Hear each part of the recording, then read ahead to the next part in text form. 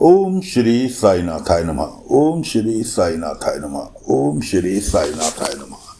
सभी साईं भक्तों को नमस्कार। कथा प्रारंभ करते हैं। पिछले भाग में आपको सुनाया था कि चोर पकड़ा गया जो बंदर का मुखौटा लगाकर गांव वालों को परेशान कर रहा था। कुलकर्णी सरकार उस चोर को लेकर द्वारका माई में पहुंच गए। अब बाबा जो भी कोई उसे मारने चले, बाबा ने उसे रोक दिया। बाबा ने कहा कि भाई पहले इससे ये तो पूछ लो कि ऐसा इसने क्यों किया। अब उससे अगर पूछा जाए तो कुलकर्णी सरकार का नाम लेगा। कुलकर्णी कहने लगा कि पूछने से क्या होता है, चोर तो चोर है, गुनाह कबूल कर लिया इसने, अपना कहानी खत्म, पुलिस के हवाले कर देते। बाबा ने कहा कुलकर्णी सरकार, जब इसने गुनाह कबूल कर लिया, अपनी गलती मान ली, पुलिस में देने की क्या जरूरत है।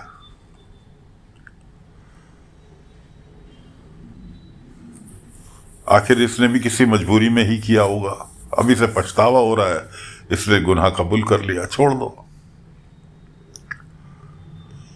गांव वाले से बाबा ने कहा क्यों भाई, इसे अपनी गलती का एहसास है, तो क्या इसको पुलिस में देना चाहिए, माफी मांग रहा है। गांव वाले कहने लगे साईं आप जैसा ठीक समझो। कुलकर्णी कहने लगा ठीक है भाई फकीर, आज तेरी बात मान लेते हैं, चलो छोड़ दिया इसे, नहीं देते पुलिस में, चलो ठीक है, मैं इसे फकीर, मैं इसे जो है गांव की सीमा के बाहर तक छोड़ देता हूं ताकि अपने गांव जा सके। इस तरह से कह के और लेके चल दिए गांव की सीमा पर जाके उन्हें दोनों भाइयों को कुलकर्णी पैसे देने लगा और कहने लगा अगर तूने मुंह खोला तो सोच ले कि तेरा क्या हशर करूंगा, और फिलहाल नजर ना आइयो, निकल जा। वो चोर जिसे चोर बताया था वो कहने लगा सरकार मुझे आपके पैसे नहीं चाहिए।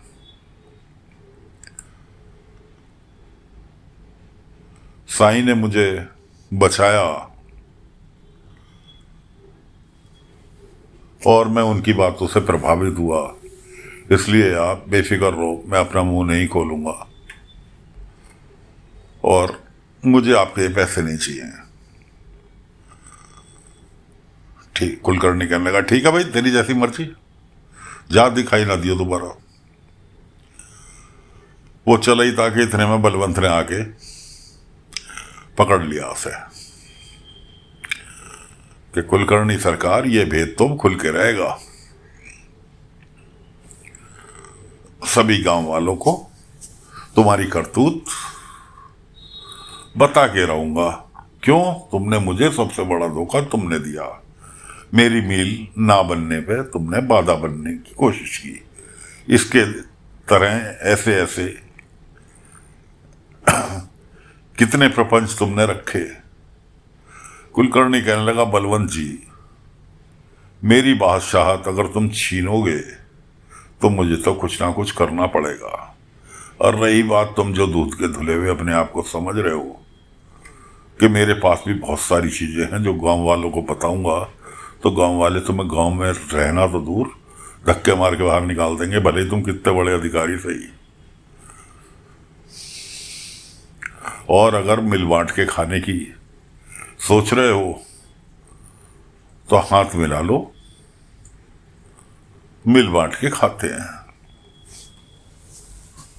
बलवंत की कुछ समझ में आया, उसे ही पता थी उसने भी बहुत सारे बुरे कर्म करे हैं, जैसे स्कूल के मामले में और जमीन खरीदने के मामले में। बलवंत ने अपने आदमियों से कहा इसे जाने दो। तो जो लड़का था चोर जिसे बना रहे थे, बंदर बना कर इससे हमला करा रहे थे, उसे तो जाने दिया।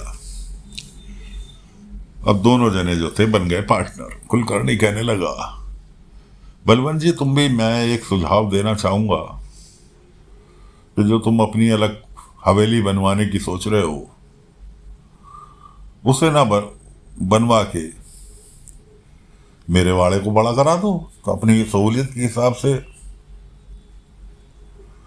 बलवंत कहने लगा हाँ बात तो सही कह रहे हो, क्योंकि मेरी बंगले के लिए जो जमीन मिल रही है मुझे, वो यहाँ से शिरडी से काफ़ी दूर है, और मैं भी चाहता हूँ कि मैं मील के आसपास ही रहूँ। तो ठीक है ऐसा कर लेते हैं। तो जी कहने का मतलब ये है कि कुलकर्णी वाड़े का नवीनीकरण बलवंत जी ने करा दिया, और दोनों जने चोर चोर मौसेरे भाई, दोनों जने पार्टनर बन गए। लगभग 1 वर्ष बीता, मील बन के तैयार हो गई।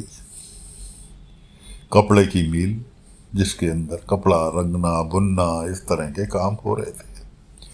शिरडी के जितने भी ग्रामीण थे सबको जो जिस लायक था उसे उसके हिसाब से नौकरी मिल गई। उसके हिसाब से नौकरी मिल गई और कुलकर्णी सरकार का रहन सहन बदल गया। कुलकर्णी सरकार ने अंग्रेजी बोलनी भी सीख ली, अंग्रेजों की तरह रहना भी सीख लिया।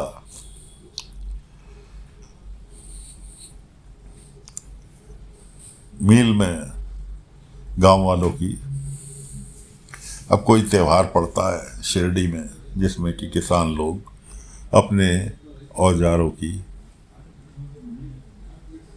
पूजा करते हैं, खेती किसानी वाले। शाम को एक जुलूस का भी प्रोग्राम रहता है, मौज मस्ती इत्यादि इत्यादि।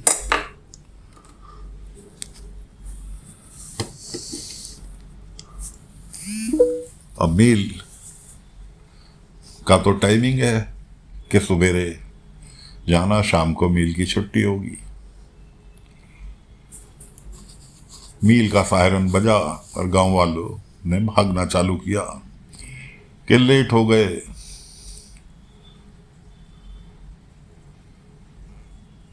तो मैनेजर गुस्सा करेगा। लगभग 1 वर्ष के बाद चांदोलकर जी, नाना साहब चांदोलकर शिरडी आए। आना ही नहीं हुआ, इस बीच में बहुत कुछ घट गया।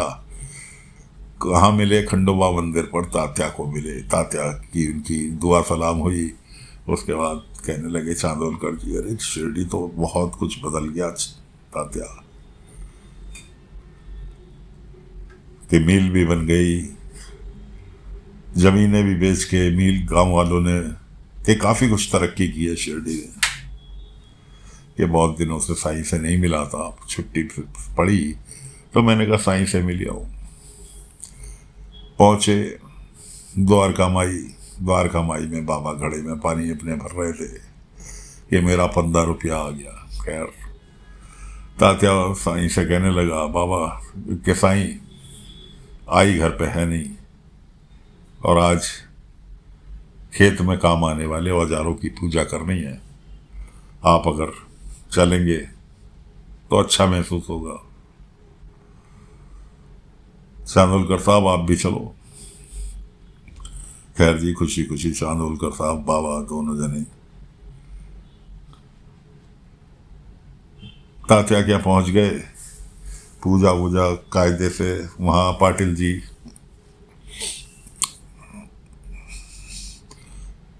बाकी के गांव वालों की बुराई करने पे तुले हुए थे। क्यों कि कोई शरद नाम का ग्रामीण था, वो मील में नौकरी कर रहा था और मील के समय हो जाने के कारण अपने घर पर पूजा छोड़कर औजारों की, खेत किसानी के औजारों की जिनकी पूजा आज होनी थी, उसे छोड़कर मील में काम करने पहुंच गया। काम करने तो सभी गांव वाले पहुंचे। वहां का मैनेजर था बंगाली, नाम था चट्टोपाध्याय, जो कि काफी हद तक सख्ती से लेबर के साथ पेश आता था।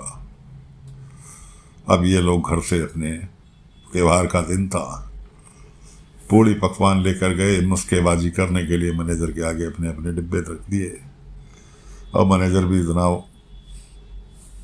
कहना चाहिए कि उसने 2-3 डिब्बे जो ये लोग अपने लंच के लिए लेकर आए थे खा मारे।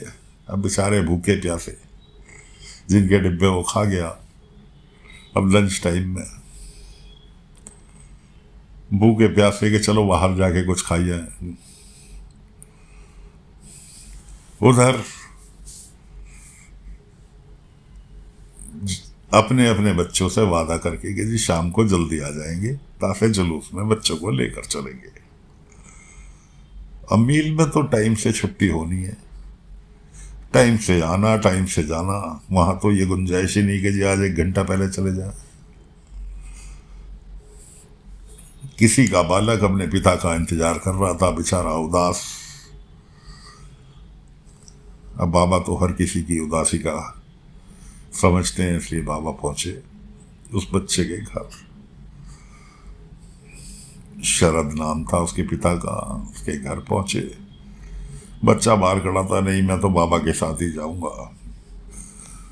बाबा कहने लगे तू मुझे भी तो साईं बाबा कहता है, मेरे साथ नहीं चलेगा? हाँ साईं, बस चल, लेकिन साईं जैसे बाबा कपड़े पहनते थे वैसे ही मैं पहनता हूँ। बाबा ने 2 दिन पहले उसे एक गुड्डा बना के दिया था मिट्टी का। उससे कहा था बच्चे से कि बेटा ये तेरे पिता की मूर्ति है, और कभी तेरा पिता अगर तेरा साथ ना हो तो इससे काम चला लियो। बाबा को तो एडवांस में पता रहती है कि इसके साथ क्या घटने वाला है। खैर बाबा ने उसे बच्चे को समझा, कहने लगे तू, तेरे पिता तो तेरे साथ है, हमेशा मैंने दिए थे नहीं तेरे को पिता की मूर्त, कि चल कि साईं चलूं तो सही, लेकिन कैसे पता चलेगा कि मेरे बाबा ने कैसे कपड़े पहने वैसे ही मैं पहनने थे। बाबा ने गुड्डा दिखाया, कह रहे देख वो रखा, उसने जैसे कपड़े पहन रखे हैं वैसे कपड़े पहन ले, और उसको भी साथ ले चल मेले में, जुलूस में। खैर जी बाबा ने अपने हाथ से उसे बच्चे को तैयार किया, पगड़ी वगड़ी बांध के, और ले चले उसे जुलूस के अंदर। तो साथियों शिरडी में बहुत तरक्की हुई इन दिनों में। इतनी तरक्की हुई कि पक्की सड़कें बन गई। जहां पहले मिट्टी में बैलगाड़ी फंस जाया करती थी वहां पक्की सड़क बन गई, मील बन गई।